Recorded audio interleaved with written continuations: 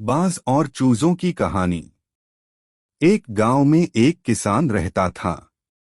एक बार उसे कहीं से बाज का एक अंडा मिला।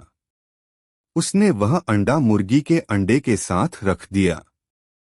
मुर्गी उस अंडे को अन्य अंडों के साथ सेने लगी। कुछ दिनों में मुर्गी के अंडे में से चूजे निकल आए और बाज के अंडे में से बाज का बच्चा चूजों के साथ पलने लगा। वह चूजों के साथ खाता पीता खेलता इधर उधर फुदकता बड़ा होने लगा। चूजों के साथ रहते हुए उसे कभी एहसास ही नहीं हुआ कि वह चूजा नहीं बल्कि बाज है।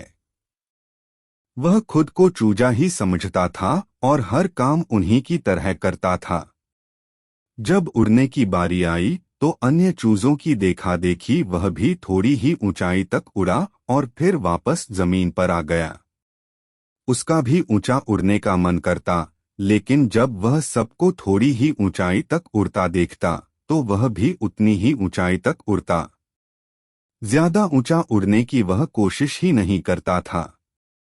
एक दिन उसने ऊंचे आकाश में एक बाज को उड़ते हुए देखा। इतनी ऊंचाई पर उसने किसी पक्षी को पहली बार उड़ते हुए देखा था। उसे बड़ा अचरज हुआ। उसने चूजों से पूछा, वो कौन है भाई जो इतनी ऊंचाई पर उड़ रहा है? चूजे बोले, वो पक्षियों का राजा बाज है। वह आकाश में सबसे ज्यादा ऊंचाई पर उड़ता है।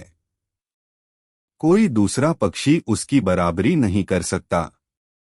यदि मैं भी उसके जैसा उड़ना चाहूं तो बाज के पूछा, कैसी बात करते हो? मत भूलो तुम एक चूजे हो, चाहे कितनी ही कोशिश कर लो बाज जितना नहीं उड़ पाओगे। इसलिए व्यर्थ में ऊंचा उड़ने के बारे में मत सोचो।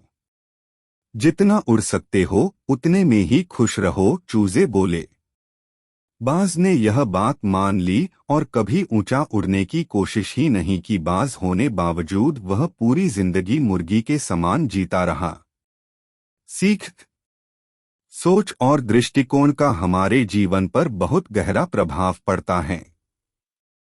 हम सभी क्षमता और संभावनाओं से परिपूर्ण हैं।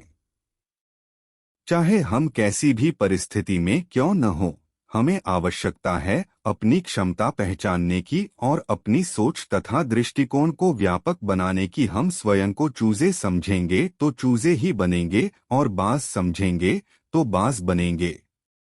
खुद को कम न समझें, अपनी क्षमता को सीमित न करें, बाज बनें और जीवन में ऊंची उड़ान भरें।